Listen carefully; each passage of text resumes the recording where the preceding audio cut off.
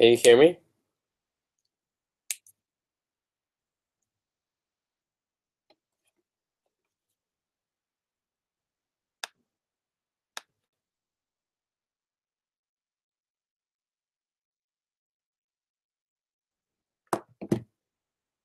Hi, I'm broadcasting. Can you hear me?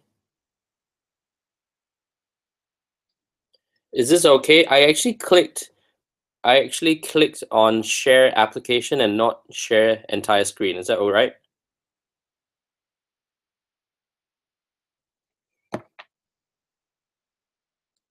Okay, wait. Can we check this? Do you guys see the entire screen?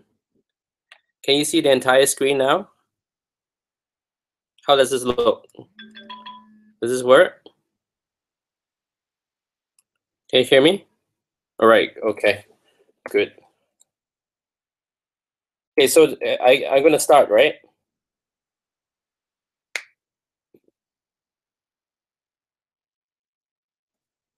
Oh, all right, okay. Let's just do this, okay? We're gonna do it like that. Okay. Oh, is the screen all right now? Okay. Okay. Just gonna start, okay? You guys all dialed in? First time I'm doing one of these webinars. Okay, so I'm happy you guys are in. Okay, go to the layout version. All right. Okay, okay, I know, I hear you. This is good, right?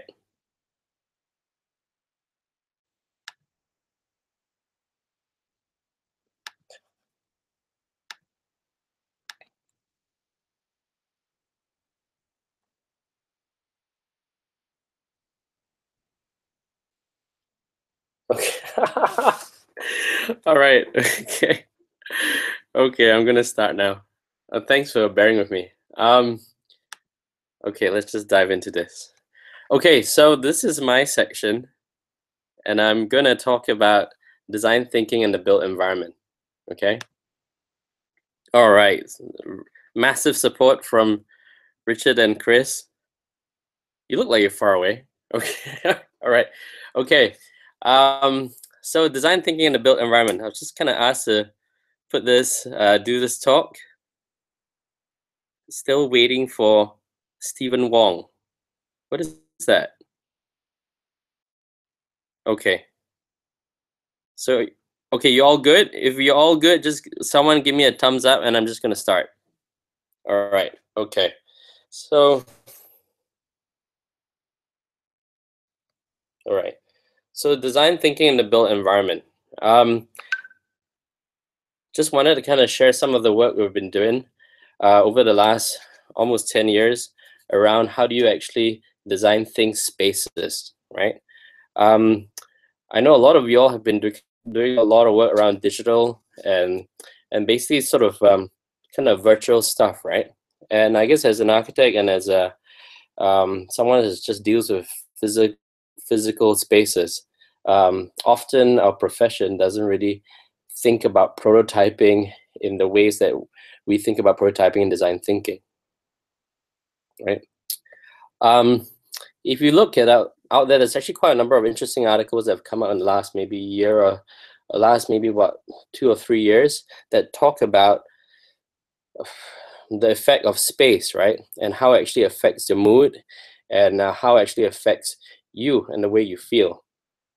That actually, as that whole conversation has never really kind of been much more scientific till now, because now there's actually much more quantitative and evidence around actually how space can actually affect you. I think historically we all believe and we all know that space affects people, but we don't exactly know how or exactly why. So, I mean, these are just some articles out there. But what's interesting is just talking about how, because of that, um, really start to know the effect that spaces actually have on you in terms of psychology, and what could that mean in terms of the way you design spaces in the future, and of course similarly our cities and neighborhoods and things like that. Okay, so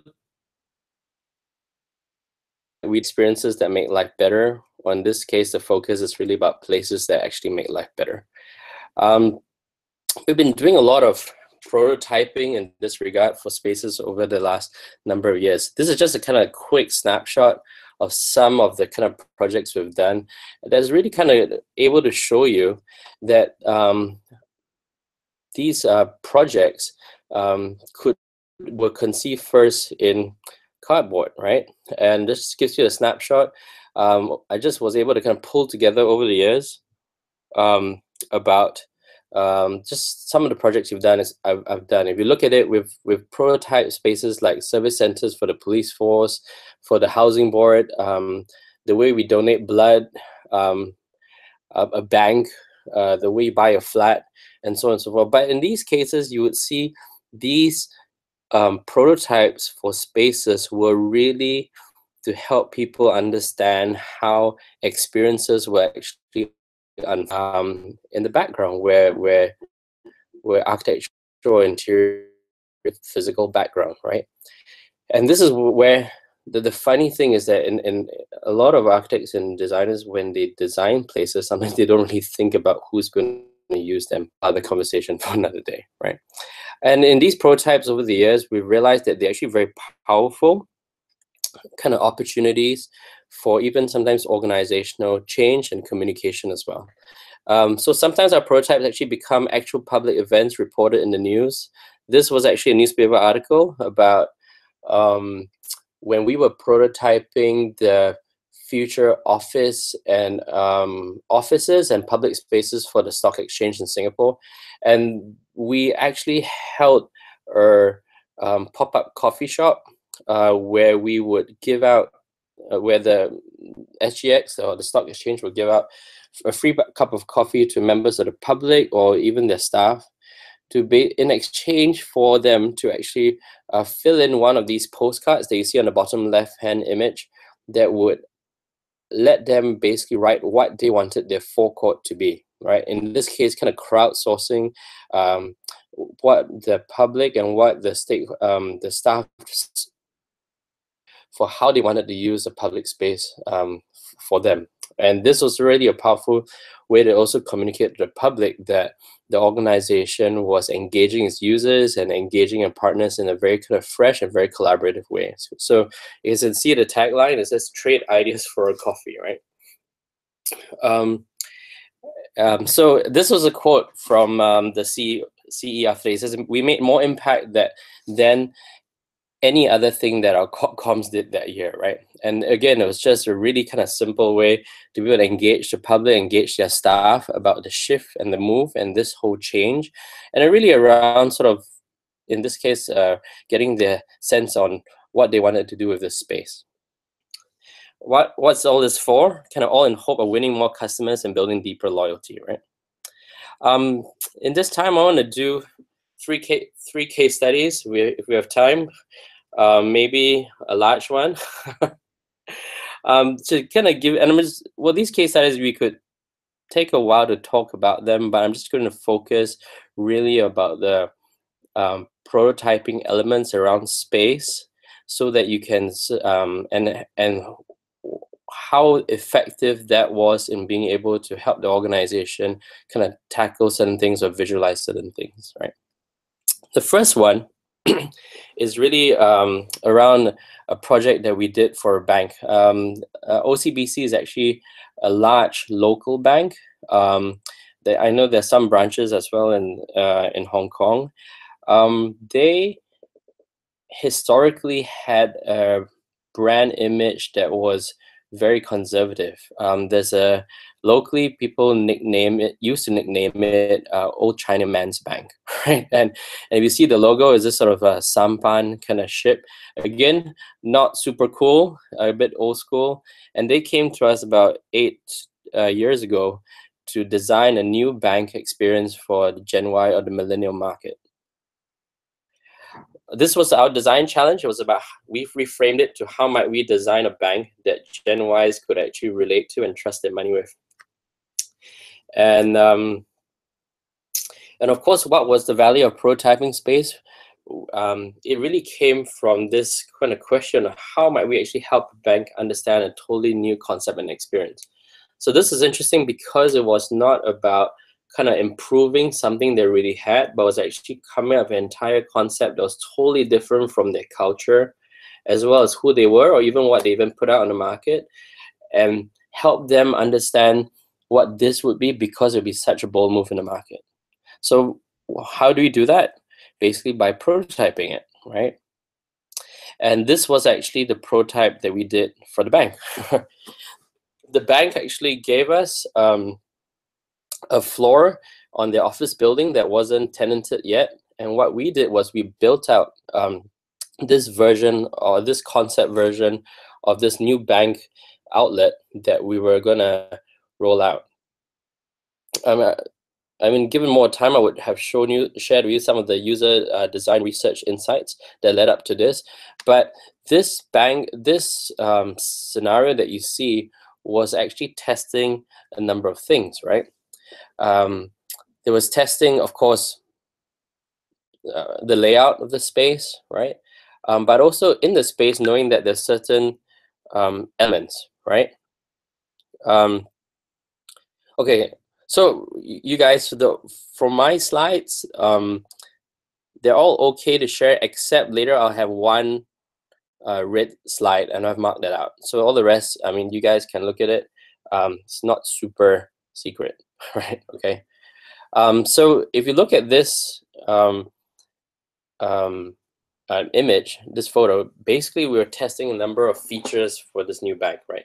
There's a large kind of feature around personalized credit cards. We actually had a concept for how credit cards or debit cards could actually come with a variety of images or cover images that the public could select from, so they could almost have an image that sort of suited their personality. So that was a new kind of proposition we wanted them to we want to test out. We're testing out even things like new benefits, like, you know, we didn't want to have a more traditional form of kind of like these point systems where you get like a kettle or some kind of like lame object, but basically something that would be in tie-ups with maybe more interesting brands that the millennium generation would like.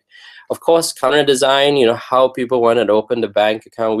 This was an old original feature where we thought you could open the bank around a kind of like an island bar, like in a kind of bar kind of situation. That didn't work out in the end, but at least we prototyped it. We're prototyping name. This was one of the names that we wanted to actually test. It was called Naked. Later, you would know that the bank is not called Naked because we realized that no one wants to go to a bank called Naked. The idea was Naked was something that was about being transparent and just being sort of like, you know, very different from most institutional banks.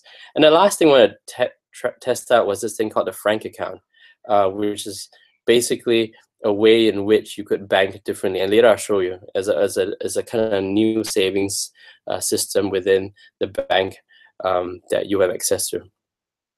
Actually, the result, right?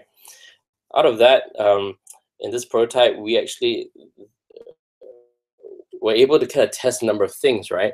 And in the end, what we ended up on was we were able to get feedback about the name. So in the end, the bank landed on this name called Frank. And that was also, again, through iteration. Frank is because it's called, it means two things. It's like a person, because we realized that people actually want to relate to a bank like a friend. And two, it has another meaning around just being authentic and just being honest, right? And this became a whole new way to bank, right? So you can see this is actually what the Frank store looks like, right? There's a Frank by OCBC. And you walk in and the bank actually doesn't look like a bank. It looks actually like retail, right? From the outside, it just looks like, what is that, right?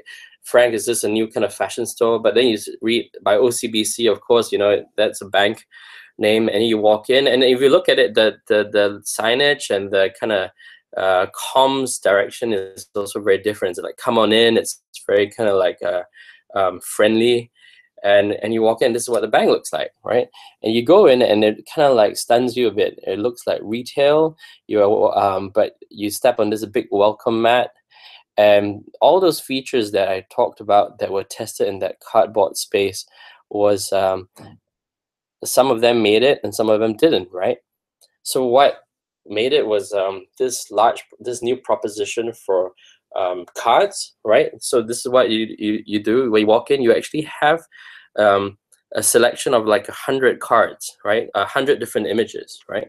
And basically all the images actually are printed on what looks like postcards, and you can actually take these cards. You could take a few of them, those, and if you're shortlisting a number, and then you could decide. And on the back of these cards, actually, they have a short kind of write-up about why the image was chosen. And the whole idea is that you might connect to the image, and that image might speak to you, or you might relate to that category because it's maybe according to your personality. Basically, you could have a conversation with the bank staff, and you make that selection like you would purchase clothes, or you would buy your own sneakers, right? And that would sort of form, it'll be the identity and form your card. And what's fascinating actually,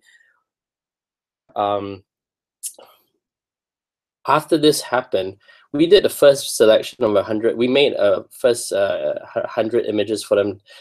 But after that, they realized that there was a demand, so they started testing, and they actually approached a kind of like quite a trendy local design group to actually design limited edition cards, 2 cards, right? So they did one image that was had 50 copies, and that was selling for $100, and they had another image that was just a one-off special kind of custom artwork for $1,000. And all of them got sold. It's kind of crazy, right? So who would have thought the bank would actually charge and make money off plastic?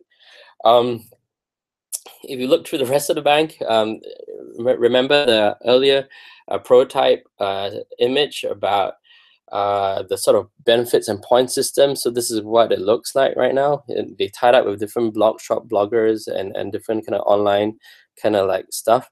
And basically, with the feedback, they were able to have a sense of direction of who would be interesting to type with and why. And of course, on the left, you will see the counter design. Eventually, we realized that people didn't like or didn't feel comfortable opening up a bank account next to someone else if they're like standing at the bar, because there's a lot of information and sensitive information you need to fill in, like your salary and some of your kind of financial positions. And you just couldn't do that comfortably, right? So with that feedback, we resorted to a more traditional kind of like a bank counter, because situation where they could actually have just a closed kind of more quieter conversation with the bank staff.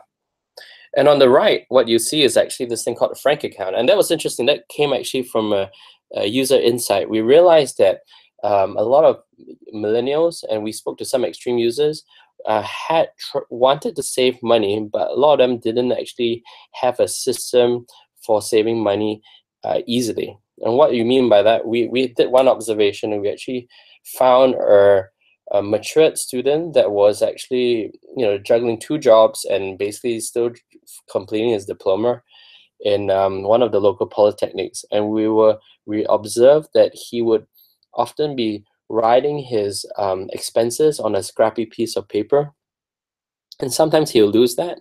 And then one day we saw him actually writing whatever his expenses were on his hand, right, with a pen.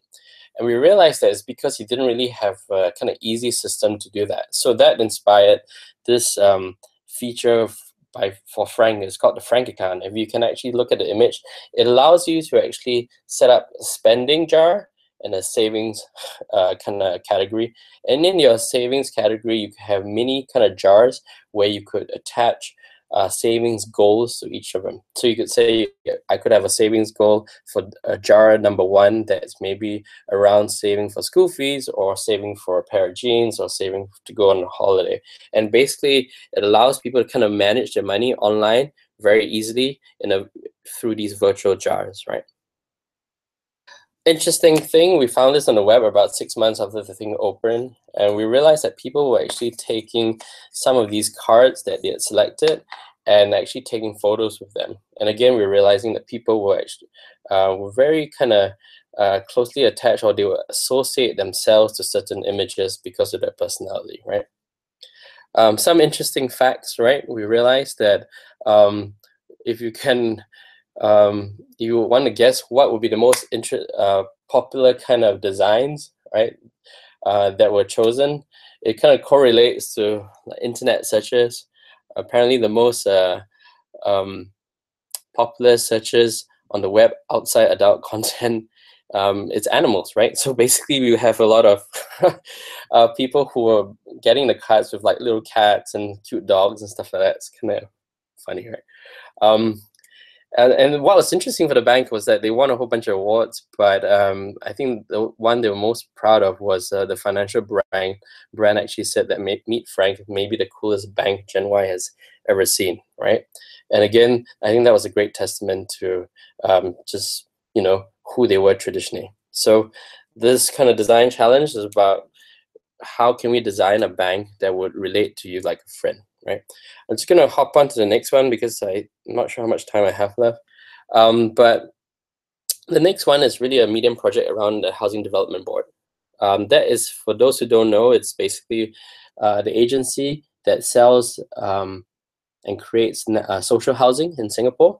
And in Singapore, we actually have a pretty good social housing program. If you've come, a lot of the designs are great, right? Okay, thanks. 10 more minutes, right?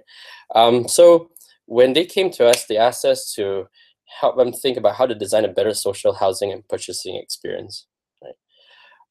Our design challenge got reframed to how can we actually design a home purchasing experience that's relational in nature and actually celebrates customers' aspirations for buying a home back in Singapore. And of course, this idea of prototyping this time was a bit different, right? Because unlike the bank, we weren't prototyping an exactly entire new concept, but a lot of it was really about helping them provide a better service experience for their customers. Because we did a lot of research, design research, in understanding who the customers were, and we were able to establish for them a number of personas that shaped the landscape of who their daily customers were. And this is basically a customer base that's about maybe 2.8 to 3 million people, because a lot of people in Singapore would actually buy social housing at least once or twice in their lives, right? So this is the slide I would hope that you don't share, but basically this is our persona slide, and we were able to kind of through a number of, how we got to this was, obviously we did a number of interviews, maybe, and after a while we found a certain number of patterns beginning to emerge, and then we also validated this with the counter staff that would have seen many more customers than we would, to also validate that these are the types of people they would see. But we found that there were different kinds of personas and characters of people that would actually shape the customers that they serve every day. There was like a Mr. Responsible. We know who that person is. He would basically be someone that's just being super kind of detailed and prudent. A royalty, someone would be expected to be treated like a queen. Surfer is interesting. They're basically someone who would make his information and decisions through kind of friends or trusted sources. Spoon-fed, someone just needs to be told and fed everything. And then busy, someone just doesn't have much time.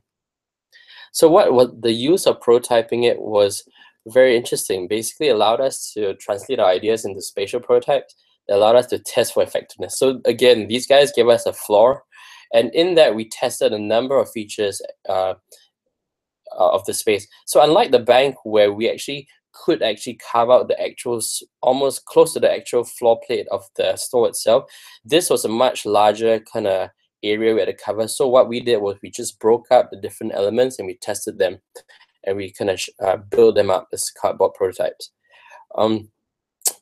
And what we did, so because it was a public, it's a public project, and it's you know, it's much, in a way, they had to manage it better because it's really about social housing and it's a lot tied to public policy and all that. So what they did was they helped it. It was closed by invitation. There was a number of people we invited, but also occasionally they would go downstairs to the actual service centers and ask whether people were willing to spend, let's say, an hour at a time, and they'll compensate them with a voucher to come up and then go through these, walk through these prototypes. So what was interesting was that these prototypes allowed us to test scenarios. So the image on the top right was literally, sometimes we also got customers to also, in a way, act out or who were naturally certain types of personas to actually be in, to role play or to imagine themselves in certain situations. So maybe, you know, you're trying to appeal for your housing, or because you're in a particularly complex situation, you need to be able to ask for certain requests or certain clarification on laws. And in this case, the service staff themselves could actually then learn how to identify these personas, and also be able to use the environment that would have been designed to be able to kind of facilitate a better service experience. And that was really amazing. We had a great support from the Chief of Housing. She's actually the lady on the bottom right in the white cardigan, and she would come down after these prototype sessions and actually really sit down with the public and say, and ask them how they felt, which much of the public was just really kind of happy and surprised. So the result, in the end, there was a new customer journey. There's a mobile application concept, a sense of overall design attributes for the entire experience. The interior design itself has customer engagement strategy, as well as staff training on this new experience and also how to identify these personas. The concept was really around bringing heartlands. Heartlands, if you're not Singaporean, is basically kind of a term that we use dearly for what it means to live in this housing estates, the social housing estates. So it's called heartlands, right? Versus if you live in private condominiums, right? Basically, how do you bring the heartlands back into the hub? And the hub is basically where this sales center resides in. And so it looks like these. So these are some images. Welcome to HDB. You come in, you really have a sense of really, these are just amazing photos of just of public competitions who have taken great pictures about what it means to life in the housing estates, right? Seating areas. And the seating areas, this is the area where you sit while you're waiting for your queue to be called. And it's really kind of inspired by the park, but also some of these things here. There's a dragon, you see, and there's a dragon kind of cushion for seating. And there are these sort of blue kind of round cushions. Basically, they're all also inspired by old playgrounds in our housing estates that have that I'm very dearly loved, and some of them have actually been preserved and conserved. And basically, you see these cues about all these things about the heartlands and kind of design features that now are brought into the service experience that you can enjoy. So this photo is actually about the screen. It takes inspiration from what the old blocks were designed to look like. These are actually the parapets of the old blocks, and they all were distinctive because they had a slot, and in between you can see, and the slots were so that young children who wanted to look down wouldn't climb up to look over the regular parapet height, but would be able to peek through the slots themselves. So these are the spaces. And even some of these things like this is actually a waiting area while you're waiting to also move into the interview rooms. And these waiting areas were modeled after the top 5 or 6 interior design styles that were happening that were in fashion that were fashion in terms of people wanting to they're shaped around interior design trends in apartment design at the moment, right? So again, it gave people a sense that, wow, you know, this is really how people living in social housing. It's a very, very different kind of experience. It's actually very pleasant and very, very heartwarming experience.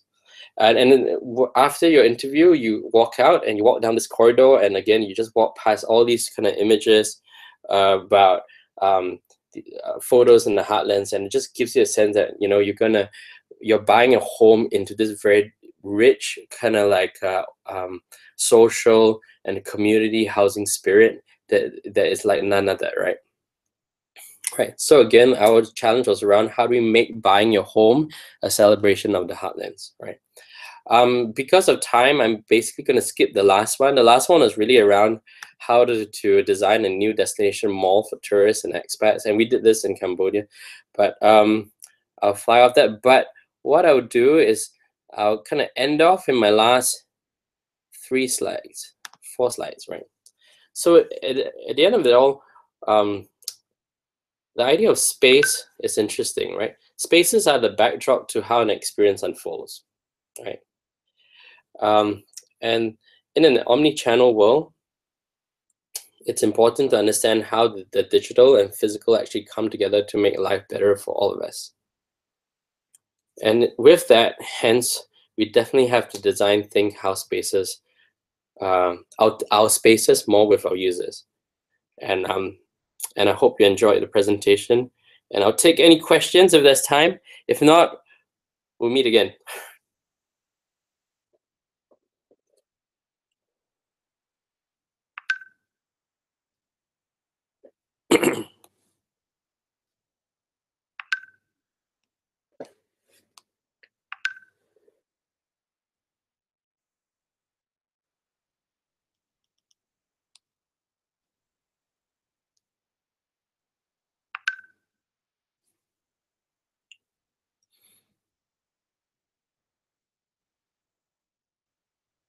Yeah, guys, feel free to write in.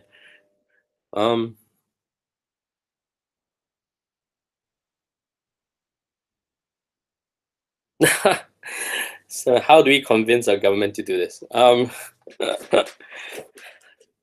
Yeah, okay. So I mean, it's interesting, right? So our journey with the housing board was also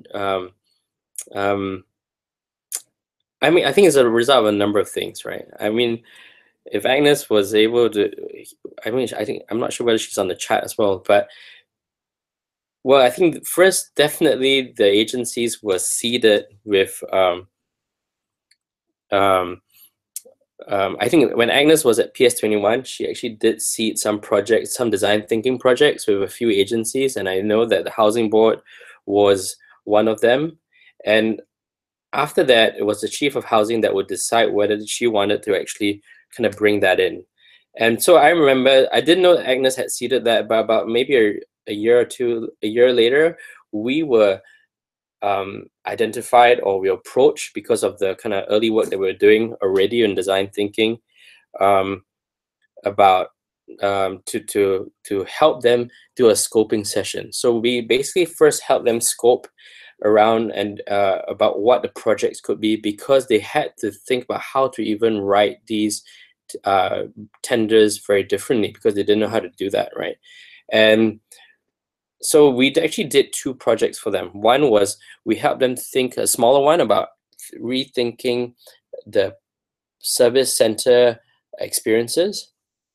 And that one, they were able to put out because it's a much more contained project.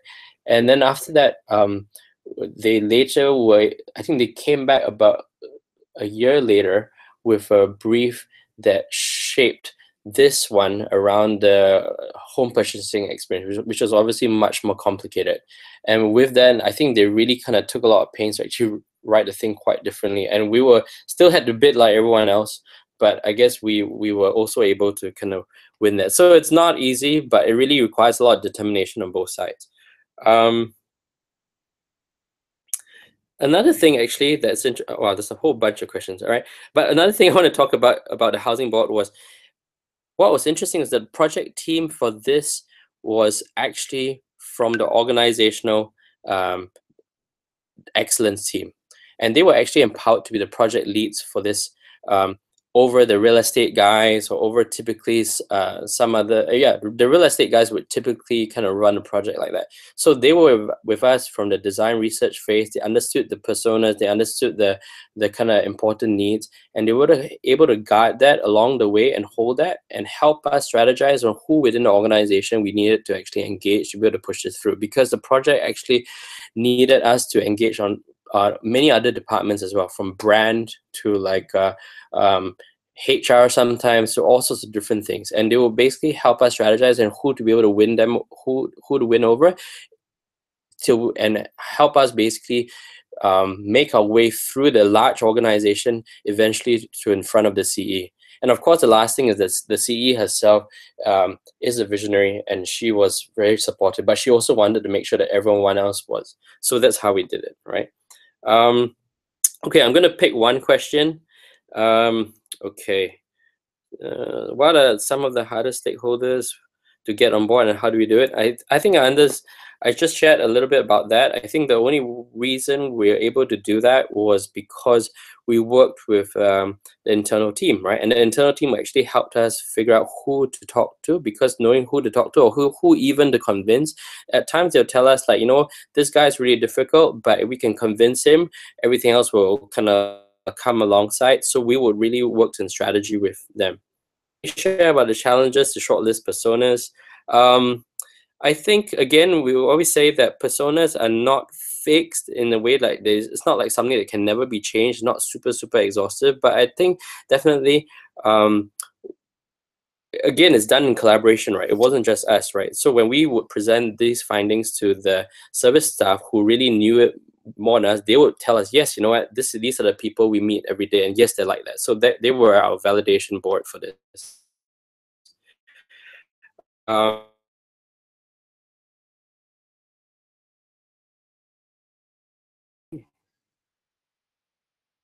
Okay, any significant improvements in business results as a result of the redesign of Frank in attracting Gen Y? Yes, I think so. Yes, definitely. It's a few things. I'm going to wrap up, but few things was one, we designed it for millennials apparently, but a lot of people in their 40s were also happy to come on board. And so we realized that it was about the values and the lifestyle proposition that was attractive, that would cut across many ages, that was most important. The other thing, of course, is that they have now an audience with a younger generation that, in a way, that the rest of the banks don't have.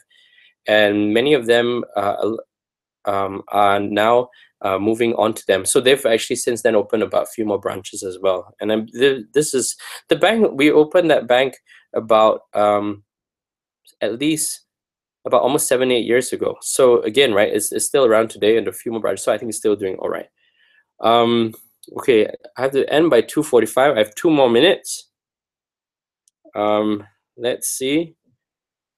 I'll take one quick question.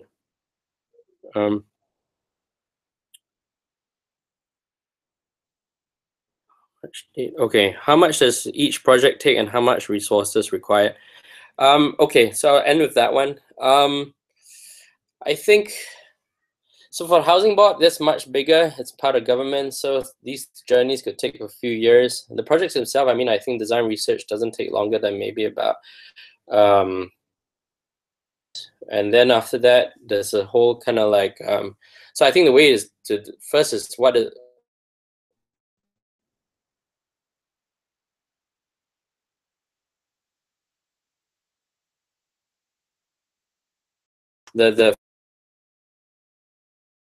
yeah, I would just,